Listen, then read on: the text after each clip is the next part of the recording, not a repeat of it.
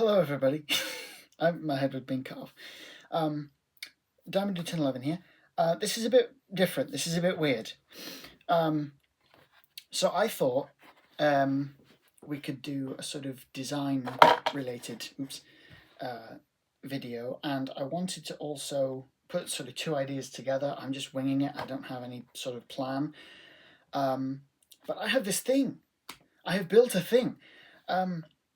And I also have a box with the different superhero designs for the Metcalf Maiden, and I thought I would rank them. I've seen this on social media somewhere else. I can't remember the name of the account, but he ranks Marvel figures on a setup like this.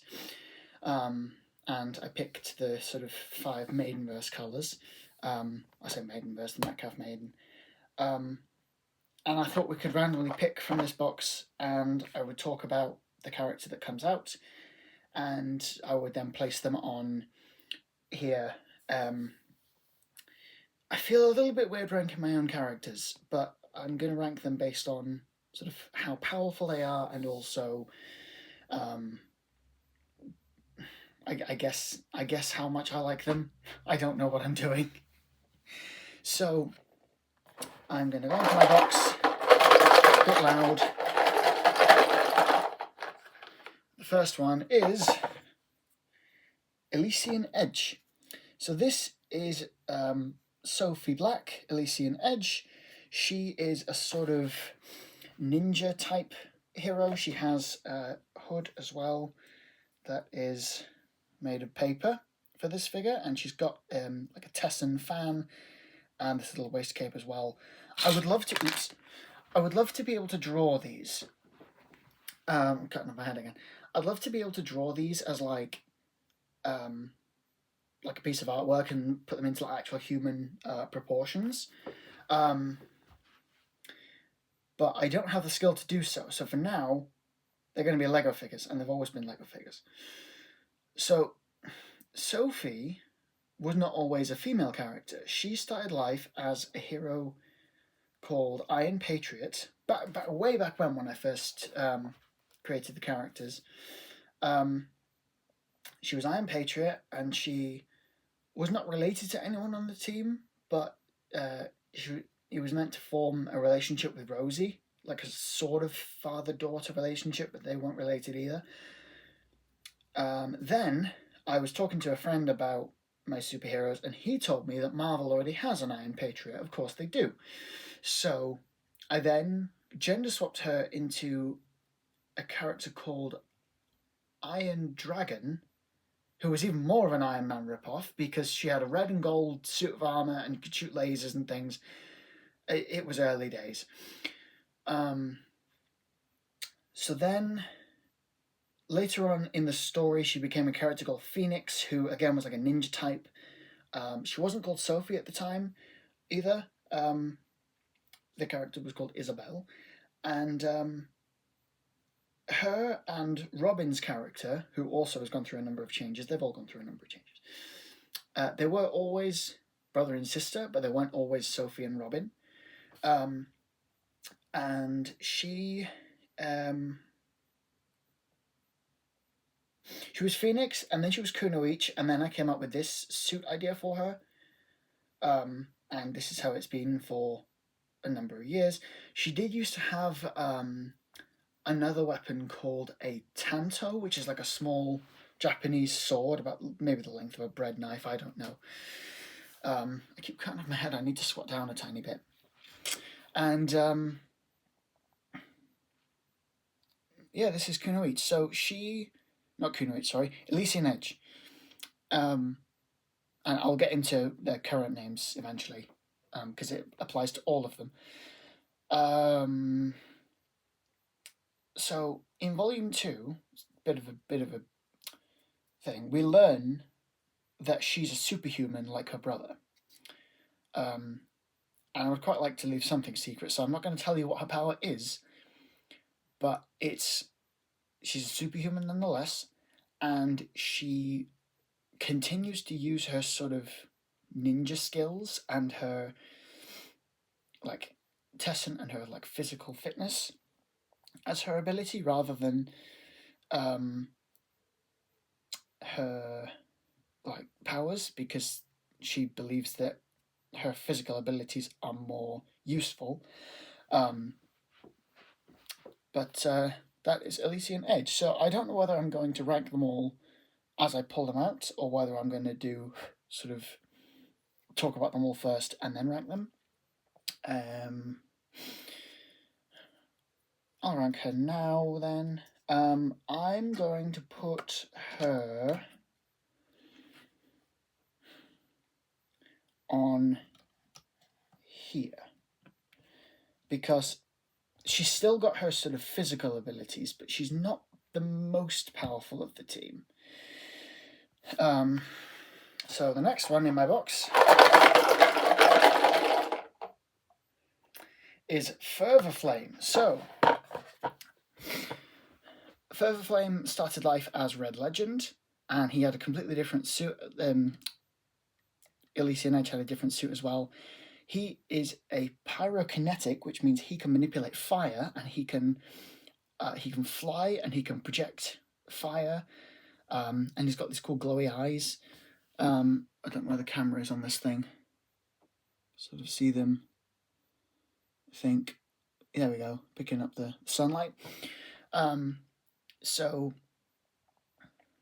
Amos started life as a character called Darren Northern, and as Red Legend, and he. I'm trying to think of how to put this. He's like the tragic hero of the group, so he's the one whose backstory is maybe a bit darker, that we learn later on. And his suit used to be one of the Ninjago suits with like a Ninjago mask. But I've been working on giving these heroes sort of original designs, because I realized that I would get into a lot of trouble with Lego if I went on to use like definitely their designs. So I changed it. I think the only main change for him really was his suit, which is now like a sort of climber jacket and these sort of knee pads. He is a firefighter, or was a firefighter, but then he left in order to raise Rosie properly, because he and Rosie are father and daughter. And he's one of the older members of the team, and also he is now a bartender. I thought would be an interesting turn for him. And he is very overly protective of Rosie, because of the nature of his story that, again, I don't want to spoil here, but I'm quite excited about it. So I'm going to put him... I'm going to put him at the top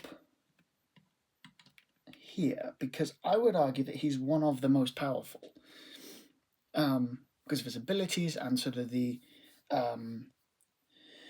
variety in his abilities. So the next one is Eclat Archer, who is one of the characters who's had the most changes out of all of them. So he started life as Shadow Archer, and he's always had the Winter Soldier pieces, but he used to have a hood at first. And he's always been this Archer character.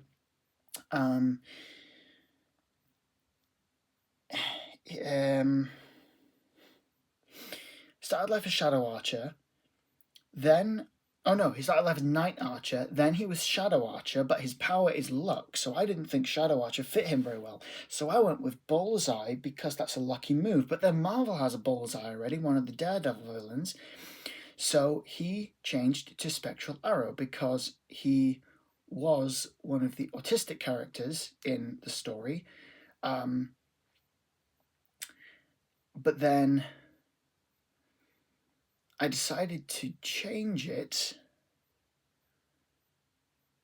It's been a number of different names. He was Onyx at one point. He was Spectral Arrow at one point. and now he is Eclat Archer. I still don't feel too connected to the new names, and I'll get into that in a second. And it's probably one of the lowest parts of writing this book that I've had to deal with. But this is him. His suit has basically not changed. He's always been the archer. He didn't always have lucky powers. But his luck powers basically mean his eyes glow green and his arrow always hits where it needs to.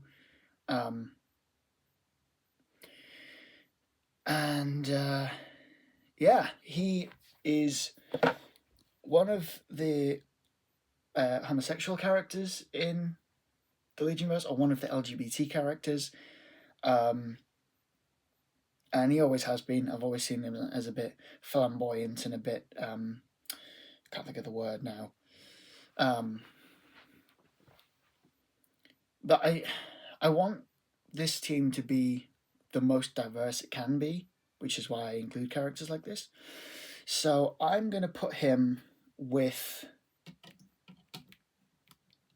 Elysian Edge down here.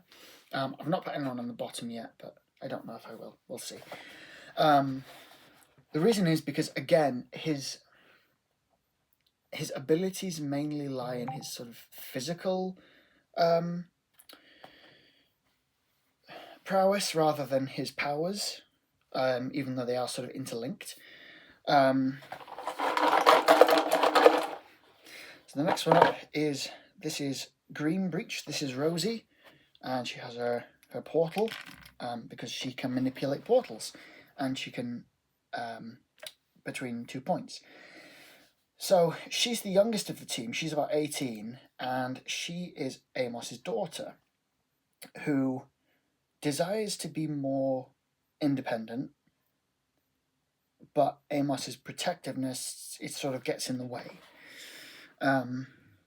So she started life, she wasn't part of the team initially,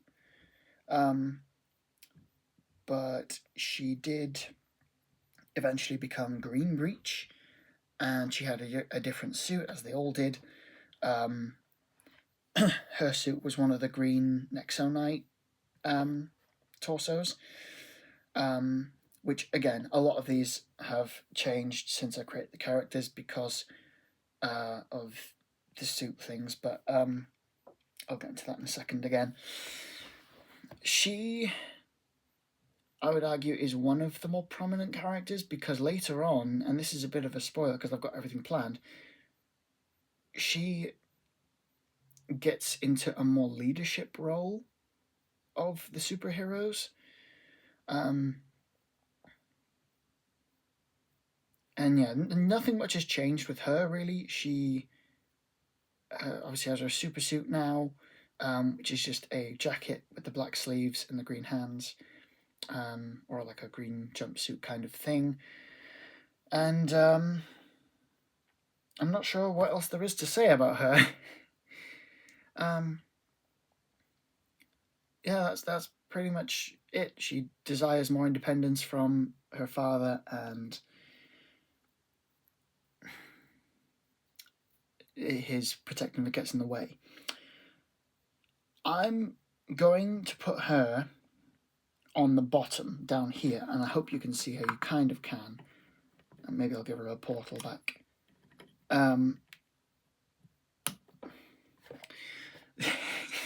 She's peeking over the top of the screen. I'm going to put her here because she, like I say, she's the youngest, so she's...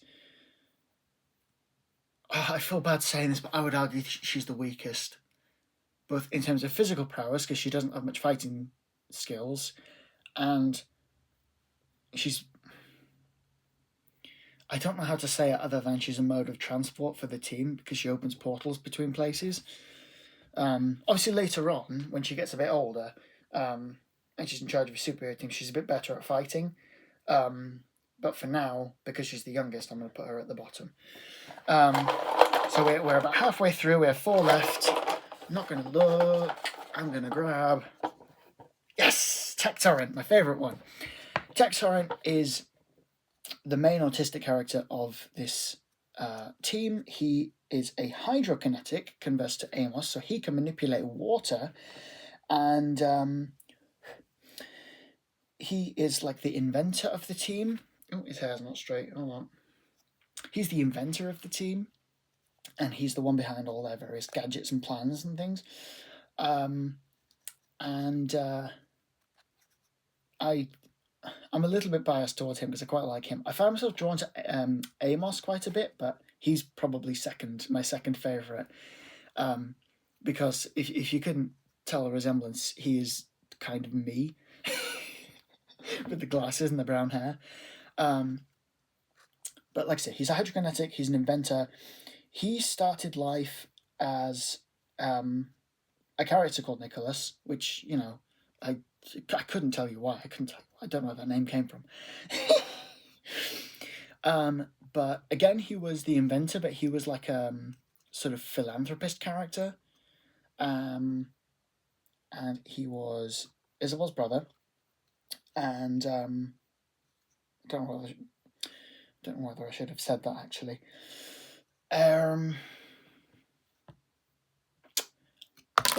Oops. And he initially doesn't present as being a superhuman until about volume 3, when he finds out that he has, or had, courage-inducing firework powers. I love these powers. I'd still love to use them someday.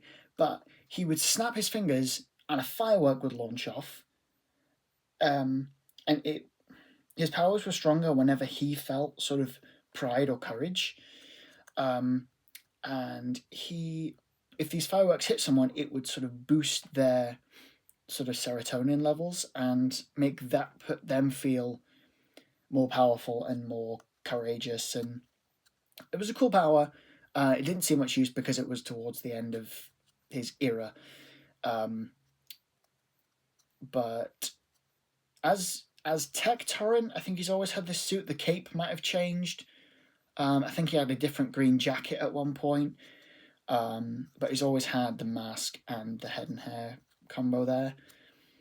That was it. His cape changed as well. He used to have the infinity symbol on the cape in yellow. And he wasn't always Tectorant either. He was previously Wave Walker, which I loved, and there was a name between Wave Walker and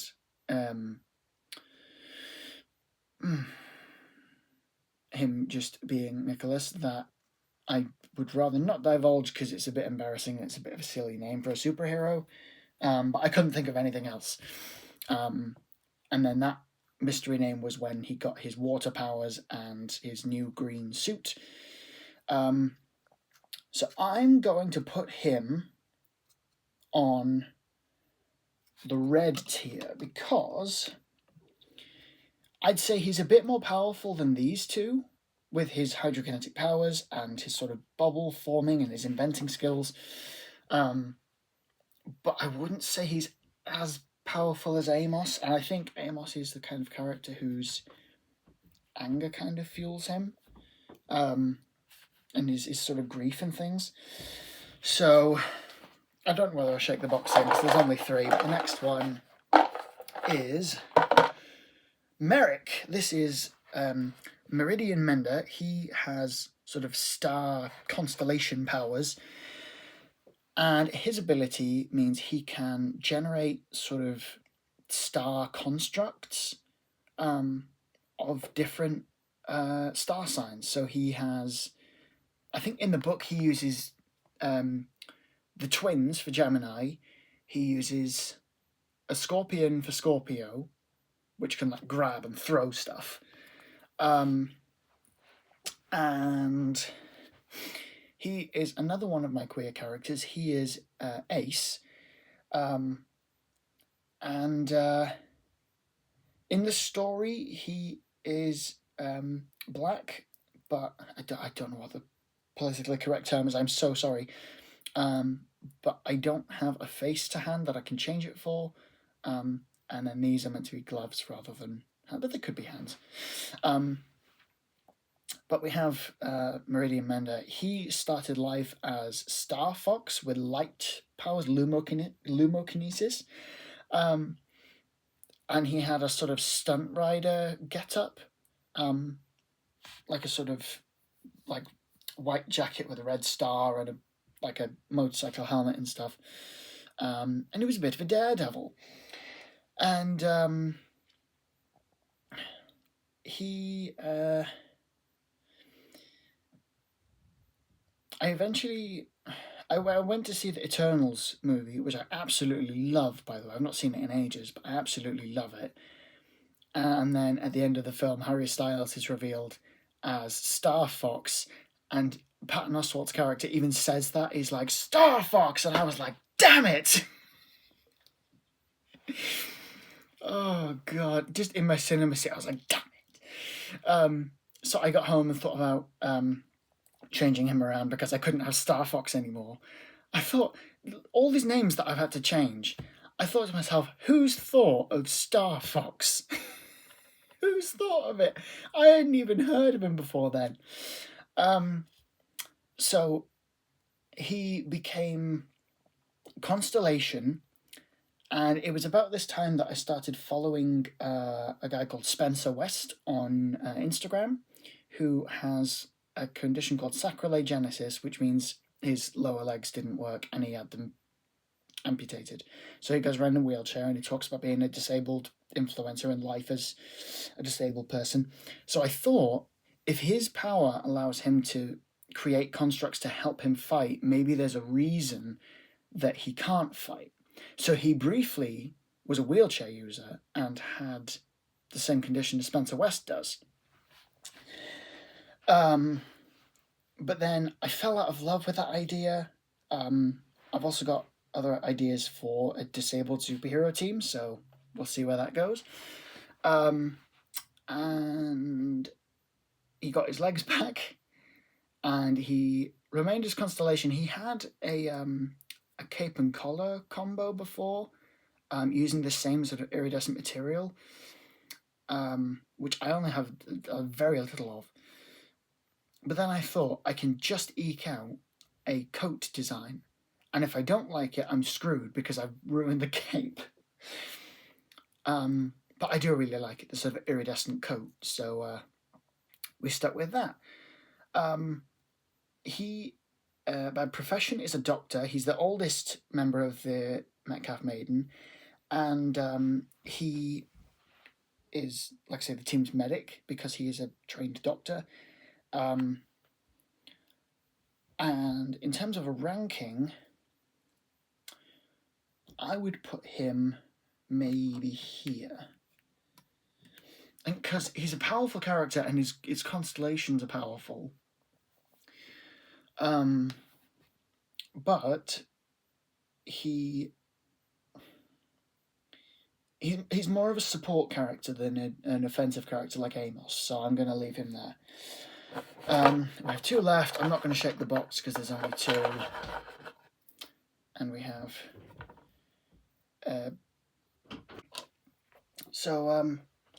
this is Agent Alacrity. He is one of the two speedsters of the team.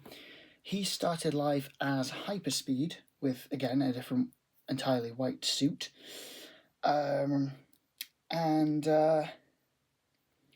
He is the brother of Blue Bulwark. He is the husband of Sophie and brother-in-law of Robin. So family is quite an overwhelming theme in this. And he's the older brother, so he's a bit more sort of experienced.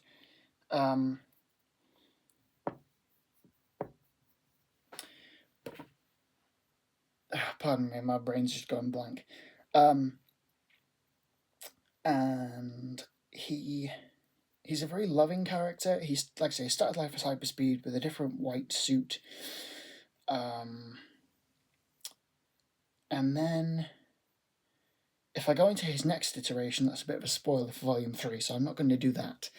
But right now we have this, and this is really the only change for him is his suit, which mirrors Blue Bulwark's in that sense, because the zip goes the opposite way and the darker colours are... Yeah, you see it. And he... If you haven't read Volume 1 yet, I would suggest that you go and do that before listening to the next bit, because it is a bit of a spoiler for this character. But he dies at the end of Volume 1. And is very sad. In an original draft, Elijah and Sophie died during the fight with Julian. But then I've since changed it so that it's only him that passes away. But in Volume 2, where we are now, his death sort of fractures the team a little bit, and they all go about their separate ways. It's not the end of Metcalf Maiden, but they do all split up a little bit. So his death does have these sort of repercussions in the story. Oops, I keep knocking stuff.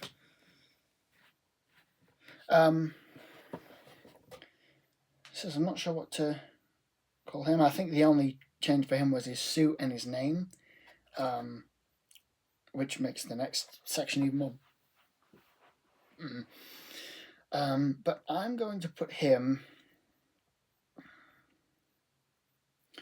I'm going to put him on here as well, and I'm just going to shuffle you around a tiny bit. There we go. So, the last character, and I don't need to check the box again, it is the man himself, Blue Bulwark. What did I just do? This is Blue Bulwark. He is the leader of the team. He is Rory. He is the younger brother. He started life as Blue Blur, again with a different blue suit and a different mask. He's always been the leader. In the very first story that I came up with for these characters, and it was a completely different team to how you see now, it was just him and a character called Liz Mace, who was like his oracle character, and he'd go off on his own and fight the bad guys, and throughout the season, because I was going to do an animated thing, he was going to build up his group of allies and sort of form the team as he went along. And yeah, so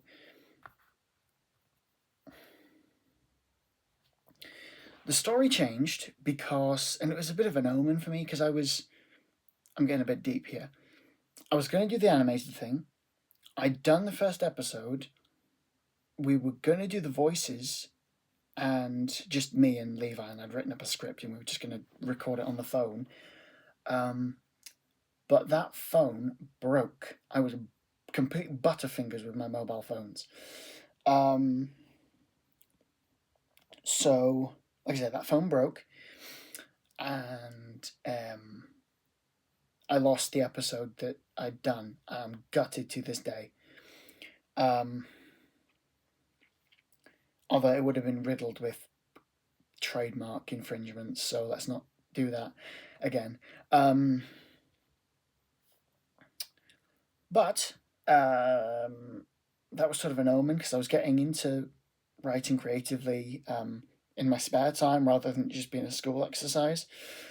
And I thought, well, maybe these guys could have their own story. So I gave them their own story. I overhauled everything, and they were all a team from the start. And that would have been draft 2, technically. It wasn't great, and I've learnt a lot since then, and I'm trying to do better, and I'm trying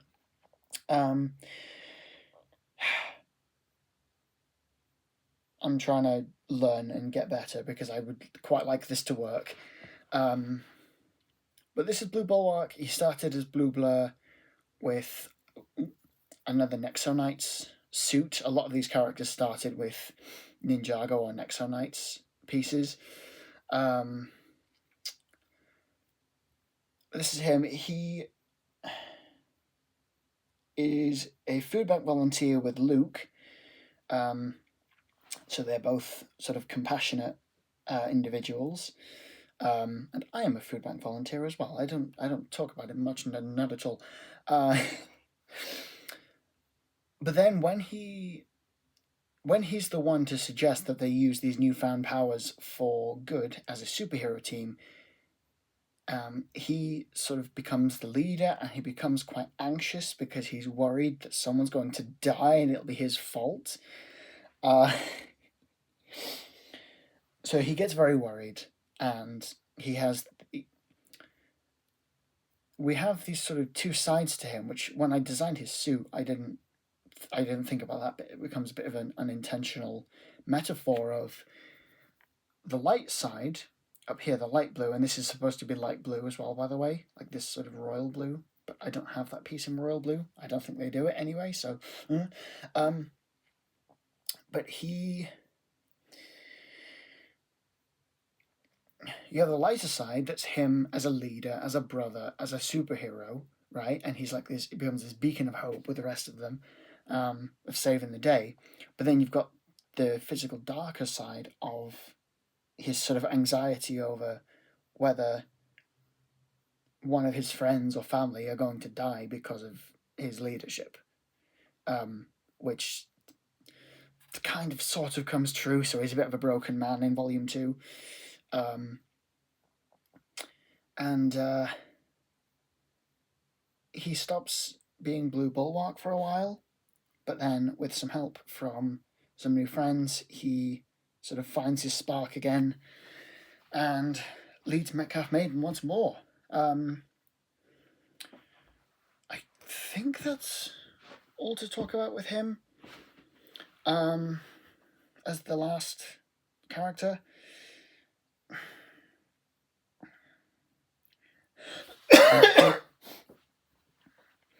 In terms of a ranking, I'm thinking about either the black or the red. And there was kind of a reason I shuffled around with the black, because I would put him here, because his sort of... Yes, he's the leader, but he's sort of about the same skill level as Agent Alacrity, so I would put him there. Yeah, I think that's about right. I'm happy with that. So, one of the things I've been alluding to throughout this is why the characters have their current names. So, and I didn't ask Levi to do this, by the way, but they weren't always Metcalf Maiden, and I'm getting heated already. They weren't always Metcalf Maiden. For the longest time, a lot of these heroes all had the same names, and the team was called the Legion of Justice. If you saw my posts, when would it have been? About August? Maybe? July or August? On my Instagram, at the Maidenverse Official, where I post updates about the book and the progress and stuff. You will know that I put up a couple of reels about unintentional trademark infringements. And I put up a clip that was like, Legion of Justice already taken by DC Comics. Well, I found other heroes on this lineup that were taken. So Levi then proceeded to find, and I was already getting distressed at the fact that Legion of Justice is taken, because they were always the Legion of Justice to me. But Blue Blur was taken, Red Legend was taken, and these two names have not changed in like the whole time that I've had these characters. Wave Walker technically wasn't taken by a character, but it was the title of another book, so I decided to change it. Constellation is a Marvel hero that nobody would have heard of. Um, I, I know Greenbreach was safe, but I changed her anyway. But I might change her back to Greenbreach, I don't know. Um,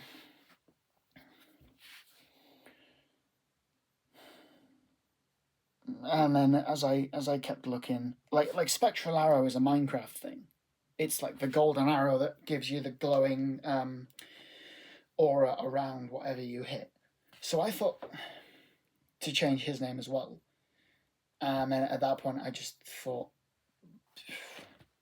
I think Kunoichi might have been safe, but I can't remember. Um, so yeah, I felt the need to change it. So I went through and spent about 3 days trying to brainstorm a new set of names that did not appear at all on the UK Intellectual Property Office register. I never Google searched the new names for stuff that might be abroad, and I can't bring myself to do that. But this is my ranking. This is my... Oh, can I get it off? There we go. This is my ranking. This is where I would place the heroes in terms of power or like their sort of superhero abilities. So they're all about here, or not all, but you know the majority is about here. And then Amos, I think, is the most powerful. So I know this has been a much longer video than I normally do for a writing journey, but the time kind of slipped away from me. So I hope you've all enjoyed, and you never know, we might do this again with another team when I establish another team, because I would really like to, and I have a few ideas, but one of these ideas would take quite a lot of work, so we'll see. But I hope you've all enjoyed, and I will see you all next time. And don't forget to like and subscribe and follow all the things.